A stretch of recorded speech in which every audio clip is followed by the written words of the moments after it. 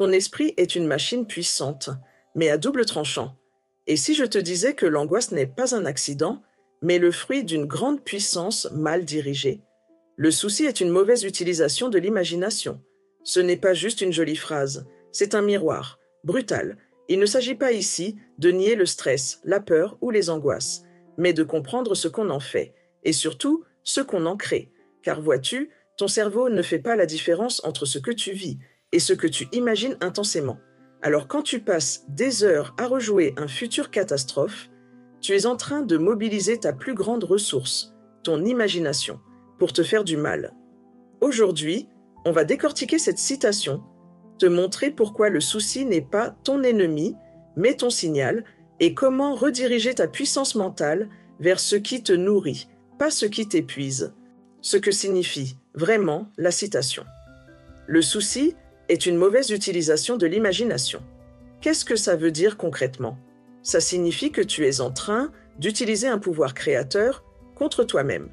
Tu imagines ce que tu ne veux pas. Tu projettes des scénarios de perte, d'échec, d'humiliation. Tu construis des films mentaux dans lesquels tout va mal et tu y crois. Ton cerveau, lui, croit que c'est réel.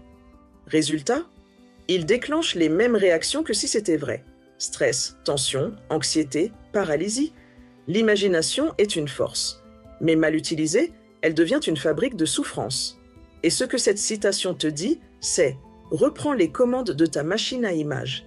Car si tu es capable d'imaginer le pire avec autant de détails, tu es aussi capable d'imaginer le meilleur.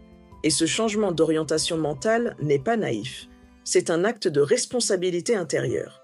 Ce que tu penses, tu le ressens. Ce que tu ressens, tu le projettes. Et ce que tu projettes, tu finis par le créer.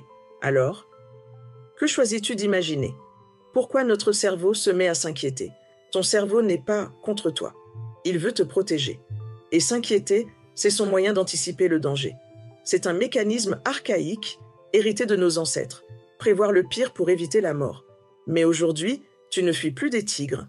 Tu affrontes des mails, des factures, des jugements sociaux, des choix de vie, et ton cerveau réagit comme si ta survie était en jeu. Il imagine des scénarios catastrophes pour t'alerter, mais le problème, c'est qu'il ne s'arrête jamais. Il tourne en boucle, même quand il n'y a rien à résoudre. Et à force, tu t'épuises. Tu deviens dépendant de l'inquiétude. Comme si t'inquiéter devenait une forme de contrôle, alors qu'en réalité, c'est un piège. Ce que tu dois comprendre, c'est que tu n'es pas ton inquiétude. Tu es celui qui la regarde, celui qui peut choisir de rediriger son énergie. Tu n'es pas une victime de ton imagination. Tu es son auteur. Comment utiliser ton imagination pour te libérer? Voici 3 leviers puissants pour transformer ton imagination de source d'angoisse en source d'élan. Visualise consciemment. Chaque jour, offre-toi 3 minutes pour visualiser non pas ce que tu redoutes, mais ce que tu veux voir naître. Pas besoin d'être parfait. Ferme les yeux, respire et imagine une journée fluide, une conversation réussie, une décision assumée. Ton corps va enregistrer ce futur comme une réalité possible et tu vas y aller avec plus de calme. Donne une forme à tes inquiétudes. Note-les. Écris. J'ai peur que... Puis, en face, écris.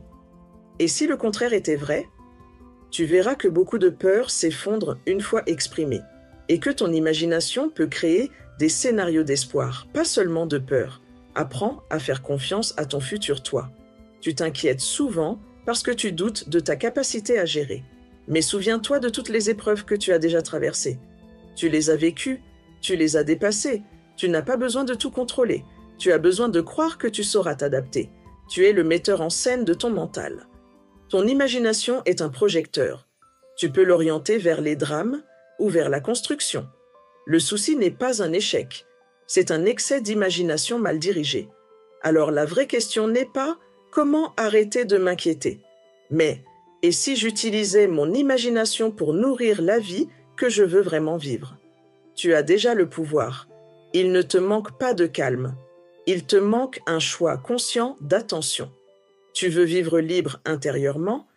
Commence par surveiller ce que tu nourris dans ton esprit. Parce que la paix ne vient pas de l'absence de problèmes. Elle vient d'un mental qui ne crée plus de problèmes imaginaires. Maintenant, pose-toi cette question.